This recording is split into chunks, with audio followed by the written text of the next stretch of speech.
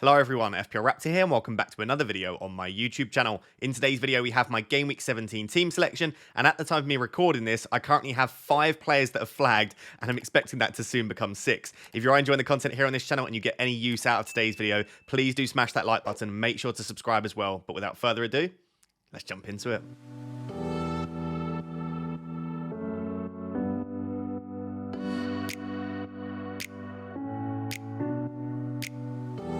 So wasting absolutely no time at all today, jumping straight into the Gameweek 17 team selection. I do want to just timestamp this right at the start of the video and say that I'm recording this on Tuesday evening at 10:30 PM UK time, which means I've seen obviously the Champions League games on the Tuesday, but I've not yet seen the Wednesday Champions League games, and I obviously only have the Haaland news as of Tuesday. So as I'm discussing stuff throughout the video, do know that I've recorded this on Tuesday, and the reason that I emphasize that is it feels very much like a week where every single day the information is going to change. So my advice would be, unless you are absolutely going to be priced out of a move and you know for certain that's the move you want to make and there is absolutely no backup plan that you could do if you get priced out of that move, I would recommend waiting on your transfers. I've already lost a little bit of money on my planned transfers. Pedro Porro has already gone up once in price and he's a player that I do really want to bring in, but I think it is worth it because the extra information could be invaluable, and it may well be that your planned transfer at the start of the week doesn't end up being the transfer at the end of it. So that's just my opinion on that, but I am in a very, very good position going into 17 in that I have 2 free transfers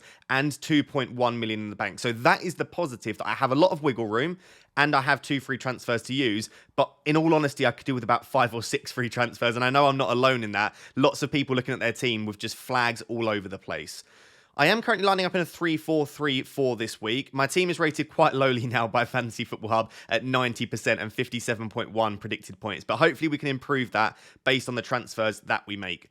I'm going to start with the goalkeepers, as always, and I do have Dubravka and Areola. Now, again, I'm recording this on Tuesday evening, and the press conference today from Eddie Howe suggested that Dubravka could have an issue, but he didn't want to basically comment on it. Or I think he said that the injury, whether he was injured or not, is still unclear or something like that. It was very vague. And in all honesty, we might as well stop listening to Eddie Howe's press conferences because he gives nothing away. And I understand it's a very big game in the Champions League, but every single press conference, we get nothing from him. So I'm not particularly hopeful. It may well be that Dubravka's fit for the Champions League game, and then obviously there are no worries. He doesn't currently have a flag in FPL, but I do think if he's out of that midweek game in the Champions League, and maybe it's Karius that starts, there is obviously the chance that he doesn't play at the weekend. There's a chance that Areola is still out as well, and I could be in a position where I have no goalkeeper. I'm obviously going to wait on this as late as possible because both Areola and Dubravka could well be fit, and then I have absolutely no issue. And to be honest, there aren't that many goalkeepers that I desperately want, and it would be for a hit if I were to take out a goalkeeper anyway. So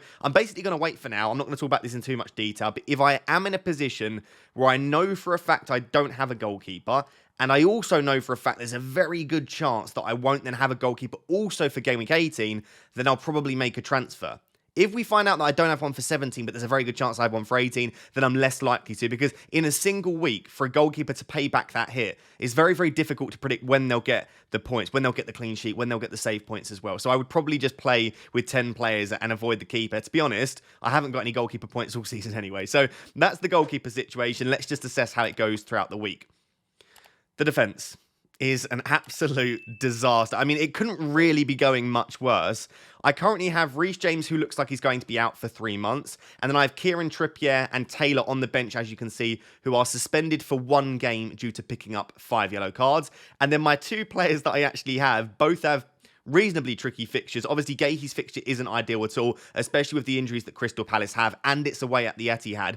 Simicast's fixture isn't as bad, and assuming that he doesn't play on Thursday, I think he's fine, but I need to make at least 1 transfer to field 3 at the back, and I obviously don't really want to play Gahey, and he's not a player that I want to own longer term either, so I'm probably looking at my 2 free transfers being on 2 defenders, which, considering the lack of points that we're getting from defenders at the moment, doesn't sound like the perfect use of them. But when we move on to the midfield and the forwards, you'll see that I own most of the players that I would want to at the moment. I don't have that many issues in my midfield and forward spots, and there aren't that many players that I would want to bring in with my free transfer. So this feels like a good time to utilise my 2 free transfers, which you often won't get, to sort out my defensive issues without having to take a hit, unless I, of course, need to take a hit for the goalkeeper spot. So let me go through the 2 players that actually I'm happiest with, and those are the two players that are suspended. Charlie Taylor, I think, is arguably one of the better cheap defenders. Maybe you could argue someone like a Branthwaite may be slightly better, but I really like Charlie Taylor. He's got a good fixture in blank game week 18 if I need him, and I think longer term, yes, Burnley won't keep that many clean sheets, and no, he doesn't have much attacking threat, but he plays every week, and in the weeks where you want him, there's a chance he'll get you something, and at least you know he's going to play. So Charlie Taylor for me isn't a player that needs to come out. And Kieran Trippier is actually one of my favourite players in FPL to own because so many people have sold him now. And I look through my mini leagues, and I do care about rank, but I also care about my mini leagues. And no one owns Trippier at the moment because, number one, there's been a bit of a drop-off from Newcastle, but also to fit in all of the attackers you want, it's difficult to get Trippier in as well. Obviously, if Haaland's out, maybe people start to move back to him, but I still feel like he's a relative differential not only in my rank, but also in a lot of my mini leagues too. So he's a player I want to hold on to. And obviously in blank game week 18, he's got Luton away. So Trippier, for me, will not be sold this week either. So those are the two, believe it or not, that aren't even playing that I'm happiest with. And then the third one that I'm probably okay with is Tsimikas, simply because Liverpool don't need to win their game in Europe on Thursday. So I think there's a good chance Tsimikas is rested. And I think if that's the case, there's no reason why he shouldn't start in Game Week 17 against Manchester United. I'm recording this straight after the Manchester United game. Another shocking performance in the Champions League. And in all honesty, I think a clean sheet and maybe attacking returns could be very likely. We know how good Liverpool are against Manchester United at Anfield. So, and not only Anfield, just against Manchester United in general. But I feel like this is a really decent fixture. And we maybe have to look past the fact that it's Manchester United and actually think it's not bad. So Trippier and Taylor longer term I'm fine with, but obviously they have to sit on the bench this week. Tsimikas longer term I actually have more of an issue with, but for this week in particular, he's a player that I don't think it's a priority to take out unless he plays like 90 minutes on Thursday and Gomez gets rested, then maybe we're a little bit more worried, which basically leaves James and Gahey, and they are the two players that I'm most likely to take out. James is frustrating because this was the fixture I wanted to own him for, and I knew the risk that I took by bringing him in because he's a troll, right? He gets injured all the time. He is prone to yellow cards. He picked up a red card. I think over the 3 or 4 weeks that I've owned Reece James, he scored me -1 point. And I haven't played him in every one of those weeks, but it's not been ideal. And now we've had rumours going around. I don't think we've had official confirmation, but looks very likely that he's out for around 3 months. So obviously Reece James has to be sold for me, which is fine because he's quite expensive, and I have 2.1 in the bank. So I can pretty much get to any player I want to. If I make another transfer as well, maybe downgrading Gahey, I could even maybe stretch to Trent. But I think more likely there is a very, very obvious move for Reece James, which is Pedro Porro. Around the same price. I think they are exactly the same price at the moment. Based on price changes, it might be slightly different, but James to Porro just feels perfect. I probably should have gone with Porro to start with. Porro's got slightly weaker fixtures than James, but he's got very similar attacking threat. He's playing in a slightly weaker defence, but still a defence where you could see clean sheets. Great for bonus points. And most importantly, he is fit and available, at least at the time of me recording. So James to Porro will happen for me.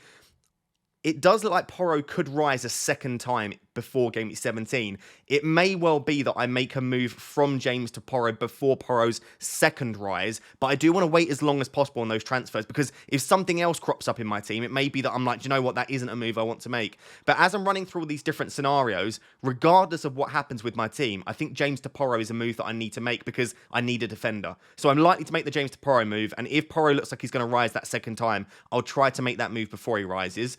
And then I'm left with Gahey. There are a few different possibilities for that Gahey spot. I'm sort of going back and forth here. I want to try and bring in a player that has good fixtures over the next couple because I don't just want to bring in a player that long-term is great because I not only need to play them this week, I would ideally like to play them in blank game week 18. And also I want to try and get as many points right now. It's not me being impatient necessarily, but you want to get points on the board. So the most like long-term patient option would probably be to go for an Arsenal defender. They are still the best defence in the league when you look at data. I actually think their defensive data against both Luton and Villa when they've conceded recently has been pretty good. And I actually don't mind their fixture this week. Not a great fixture in 18, but I can play Charlie Taylor if I want to. So I feel like the sensible long-term play is Gahey to Saliba or Gabriel. And probably it would be Saliba because at the moment money isn't really an issue for me. I am also eyeing up an Aston Villa defender though. At the moment, I'm looking at Pau Torres or Konsa. I probably would go for Pau Torres, despite him being a little bit more than Konsa, simply because he feels more nailed. And at the moment, I don't want to bring in players that are going to cause me further issues, where I then again need to transfer them out again. And I know Konsa is pretty much nailed, but he is prone to a couple of early subs. And I think if one of them is going to be rested in the upcoming games, maybe even in blank game week 18 against Sheffield United at home, you never know. I think Konsa is more likely than Torres. So at the moment, James Toporo is almost definitely happening. And then Geiki to one of probably Saliba or Pau Torres is likely. Let me know down below, do you think I should go for an Aston Villa defender, target that Game Week 18 fixture against Sheffield United at home? And beyond that, Villa's fixtures are very nice. Or do you think I am still missing an Arsenal defender and maybe Geiki to Saliba or Gabriel makes more sense? So the defence is a disaster, but with my 2 free transfers, I could sort it to a position where it's Porro, Tsimikas, and then an Arsenal or Aston Villa defender. The only difficulty then becomes if Dubravka is out and I have to make a goalkeeper transfer as well, that would be for a hit. So I guess let's see what happens throughout the rest of the week. So many different things could happen. It could be that Tsimikas plays 90 on Thursday and then my defence looks even worse. But that's the defence for now. Let's move on to the midfield 4. So moving on to the midfield, and yes, it is incredibly template, my starting 4, but I am very, very happy with them. I've got Saka, Son, Salah, and Palmer. All 4 of them with great data, great fixtures as well, either in the short term or in the long term. And all 4 of them, I think, are on penalties, right? Salah definitely is on penalties. Son took the most recent penalty, took it well. We thought he would be on penalties anyway, but Richarlison wasn't on the pitch. So slight doubt there, but we think Son is still first choice. And then Saka and Palmer, whilst I don't think they will take all of the penalties for their respective clubs, I do think that they are first choice penalty taker for Arsenal and Chelsea respectively. So 4 penalty takers with great fixtures, data, and nice fixtures this week too. There's very little to dislike about any of them. Saka, I think, is just a player that will continue to tick along. Excellent footballer, of course, but he just finds a way to get points. And I think he's done it over a long enough sample now to just say he is one of those players that just finds ways to create for his teammates and to score goals too. And whilst his data hasn't been perfect this season, he will continue to deliver points. And I think he's a player that you are happy just keeping in your team long term. And Son, I would argue the second or third best asset in FPL at the moment, alongside Haaland and Salah when everyone's fit. The data is still exceptionally strong, and it doesn't even seem to matter now if he's playing on the left or through the middle. In Game Week 16, he played on the left and obviously got that 17-pointer. Maybe it was just those first few games of the season. He just struggled to get going a little bit after Harry Kane left. Maybe it was less so about him being on the left versus through the middle. Maybe it was more so just getting used to playing under Ange Postecoglou and also, again, getting used to playing without Harry Kane as well. Because at the moment, it just seems you could put him anywhere on the pitch and he'll get you points. And whilst Forest away isn't a perfect fixture, and therefore for me, he's not a captaincy option this week, I am really happy having Heung-min Son. And I would argue in Game Week 18, it's either Watkins or Son for captain. And I would argue maybe Heung-min Son may be the standout option, especially when you take into account the extra point for a clean sheet, an extra point for a goal, and also penalties. So Heung-min Son, a great player to have. And if you don't own him, I don't think it's too late. I know he's off to the Asian Cup in 21, but he could do some serious damage over the next 4 game weeks. So I would still probably be tempted to bring him in. So Saka and Son, very, very happy with. Palmer's been a little bit frustrating in the last few, but he is on penalties.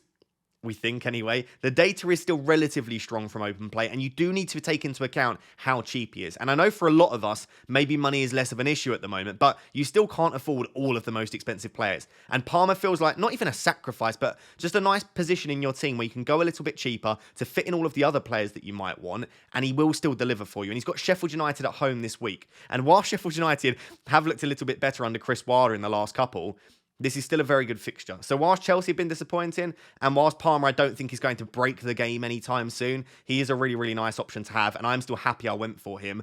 I should just note, Palmer is on 4 yellow cards.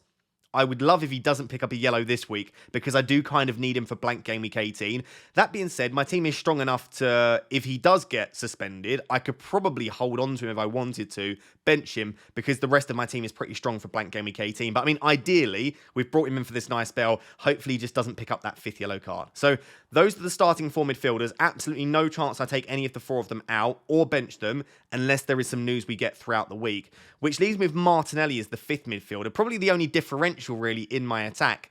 I love Martinelli as a player. I really wanted him to kick on, but he has struggled a little bit this season. He is actually ill at the moment, and that's why he didn't travel for the Champions League for Arsenal. He wasn't in the squad at all for their game on Tuesday. To be honest, it doesn't really affect me this week whether he's available or not, unless one of my attackers misses out, because I was planning on benching him anyway. So I don't need Martinelli this week because I have 8 strong attackers. And to be honest, it would remove a bit of a benching headache if he is a doubt. But of course, if he just doesn't feature at all, and the illness is worse than we first thought, then there is the slight potential that I have absolutely no bench, and I maybe don't even get 10 or... I don't even get like 9 or 10 players out if a couple of my players miss out. But I don't think it will get to that stage. If I am at that stage, then maybe I have to take a hit to remove him. But I think, for what it's worth, it was only an illness. I think he's probably going to be available for Game Week 17. So that's the midfield. Really happy with it. There aren't actually many midfielders that I desperately want to own at the moment. So unless Martinelli is out and I need him, I think it's very, very unlikely that I'll make a midfield transfer. So let's take a look at the three forwards. So moving on to the three forwards, and of course I haven't owned Erling Haaland since my Gameweek 8 wildcard. That has gone well at points and also gone terribly at points. And I should note again, I'm recording this on Tuesday evening. I don't have a definitive update at the moment on Erling Haaland. There have been really conflicting reports. Pep firstly made it sound like he was very, very unlikely to be available for Palace and maybe not even the Club World Cup. Then in the press conference ahead of Tuesday, he said that I think Erling Haaland returns back to Man City on Thursday. Whether that means he returns just back to the training ground and he doesn't have any involvement, we don't know. Or whether that means he's back and he's going to have a fitness test. We don't really have a definitive update. I know there are these screenshots going around as well about Erling Haaland's brother, dad, girlfriend. All of the people that know Erling Haaland have sold him in FPL. So at the moment, it's a lot of rumours. I don't think we really need to worry too much at the moment, unless you are going to be priced out of a move and you have to sell Haaland now, which you shouldn't because he's the most expensive player in the game.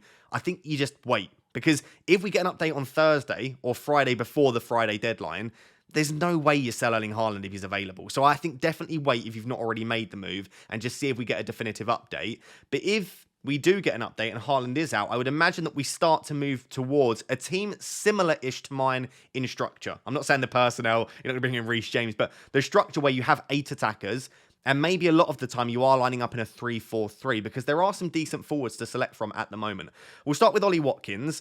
Again, alongside Heung-min Son, the best captaincy option in Gameweek 18. I'm definitely not selling him anytime soon. He is on 3 yellow cards, so something to bear in mind if he picks up a yellow in Gameweek 17, and then there's a chance he picks one up in 18. He could obviously get suspended for 1 game, but that's unlikely to happen. I actually think Brentford away at the moment, in the absence of Brian Mbeumo, isn't a terrible fixture. My only slight concern would be that they maybe defend even deeper than they usually would, because at home, Brentford don't tend to defend as deeply, but maybe against Aston Villa at a fantastic attack and in the absence of Mbeumo, maybe they just sit a little bit deeper, which might not suit Ollie Watkins as much. But for what it's worth, I think it's a fine fixture. Definitely happy to have him this week. And again, it will be Gameweek 18, one of the major decisions for those of us that own Son and Watkins will be who to captain in blank game week.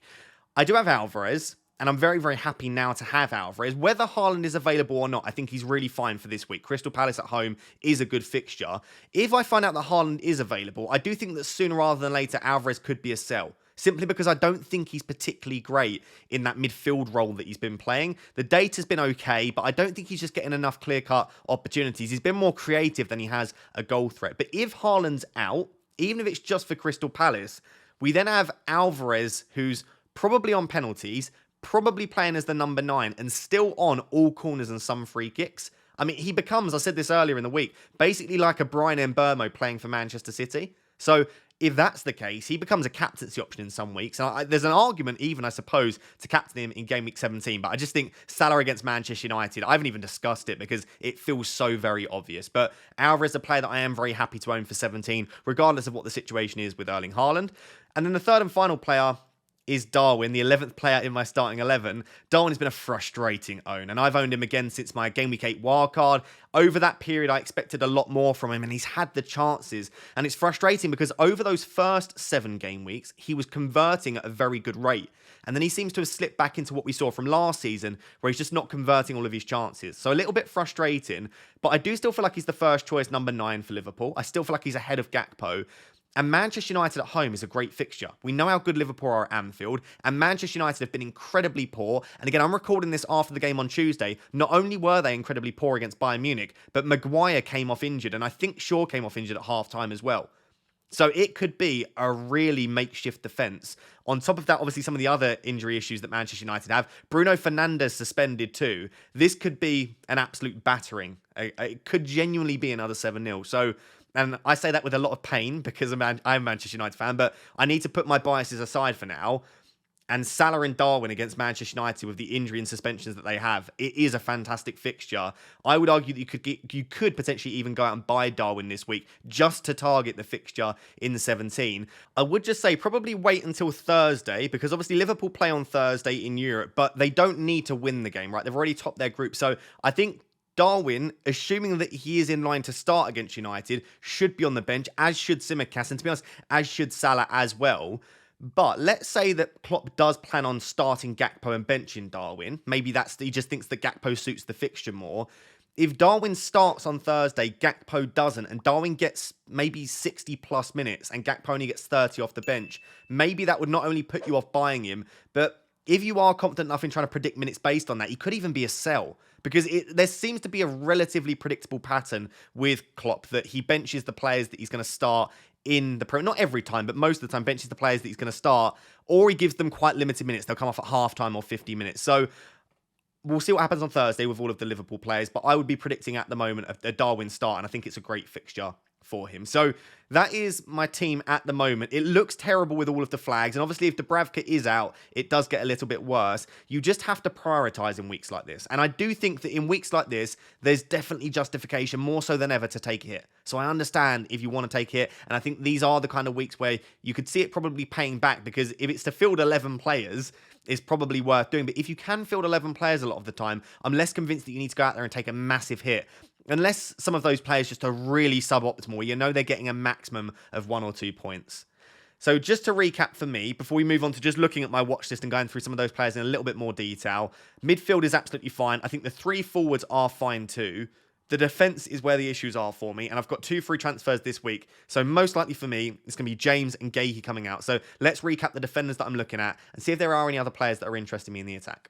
So I've spoken about these players throughout the video today, so I'll do this very, very briefly, but here is my current Gameweek 17 watch list, the players that I would like to own. Very briefly on the goalkeepers, if Dubravka is confirmed out and Areola's not available, and we think it could be not only for 17, but maybe 18, and I decide I do want to make a goalkeeper move, which is a lot of ifs, buts, and maybes, but let's say that is the case, I am probably looking at Neto or Leno, the Bournemouth and Fulham goalkeepers. We spoke about Bournemouth and Fulham in the Gameweek preview video. Both teams defending fairly well, they're attacking fairly well too, but obviously that doesn't massively affect the goalkeepers. But both these goalkeepers make a lot of saves. I think they'll keep clean sheets with the fixtures coming up, and I just really like them both as options, and they're both still relatively cheap too. So Neto and Leno would be top of the list for me if I were to bring in a goalkeeper. But as I said, the defence is where I'm most likely to make a move. And at the moment, it's Porro plus one of Gabriel, Saliba or Torres. I probably would go Saliba ahead of Gabriel just because he's a little bit more nailed. And at the moment, I don't see money being an issue. And I know at some point it will be. But whilst it's not, why not try to get some points on the board? And for that same reason, I would probably favour Torres over Konsa. I really don't know at the moment between Saliba and Torres. I think I would go a little bit smart and safe and probably go for an Arsenal defender, simply because I think they are a better defence than Aston Villa. And I think over the long term, which is ideally how long I would want to own this defender for, I think over the long term, the Arsenal defenders are likely to outscore the Aston Villa ones. So for that reason, I probably am just about leaning Saliba at the moment. Midfielders, I don't really need to talk about because I am very unlikely to make a midfield transfer. But if I were to, the 5 players that I'm interested in are Johnson, Iwobi, Sterling, Bowen, and Bailey if he is available. Just because I think if he starts against Sheffield United, he could be great. Although I think it could potentially be that Diaby and Cash,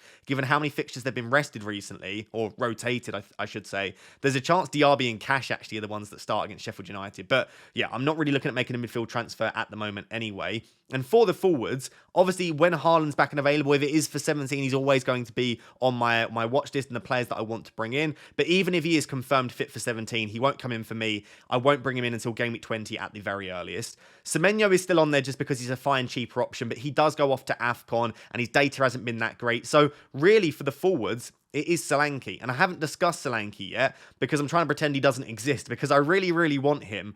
But I don't think I can justify taking out any of my 3 forwards at the moment, especially considering the issues in my defence, but also the fact that I think all 3 forwards are fine as well. And while Solanke may be a slight upgrade when you look at fixtures, I don't think he's a big enough upgrade to use a transfer there. So that's my current watch list. I think the transfers are fairly safe at the moment of what I'm likely to do. Very briefly, the Fantasy Football Hub AI recommended transfers pretty much agree with me. James to Porro feels so incredibly obvious for me. And if you don't own Porro yet, it is the sort of bandwagon where everyone brings in Porro and he gets like a -1. But he is the kind of player that he's what you want in FPL. He's attacking, good bonus points, small chance for a clean sheet, good fixtures, passes the eye test. So Porro feels like an obvious transfer. But they also recommend Martinelli to Bowen. And then I suppose I would need to bench someone and play Bowen. But like I said, that just causes a benching headache for me. And I actually don't think I need that Martinelli spot this week, at least at the time of me recording that. So I like the James to Porro move, less keen on using a midfield transfer. So if I now just go all the way back to my team, what I've done is I've plugged in those two moves. So I've plugged in the idea of bringing in Porro for James, and then at the moment just about edging Saliba in for Gahey. But like I said, that could be Pau Torres. This is the way that the team would look for Game Week 17. Those 7 attackers look fantastic to me. If I have a goalkeeper, great. Tsimikas against Manchester United, fine. And then getting Porro and Saliba in. I don't think either are guaranteed a clean sheet for Game Week 17, but certainly better than what I was looking at previously. So unless there are further issues throughout the week, which there could well be, I don't think my team's in a terrible spot for Game Week 17. So let me know what you think down below, and also let me know what your planned transfers are too. So guys, there you have it. That is my Game Week 17 team selection and how I plan on dealing with all of the flags in my team. If you did enjoy today's video and you got any entertainment or use out of it, please do smash that like button and make sure to subscribe as well. We are trying to hit 110,000 subscribers before the end of the year, so I would really, really appreciate your support. If you've watched a few of these videos before and you're somehow not yet subscribed, please do it for free. I do really, really appreciate it. Until next time, which will be my deadline decisions video on Thursday. Thank you very much for watching. Cheers. Bye-bye.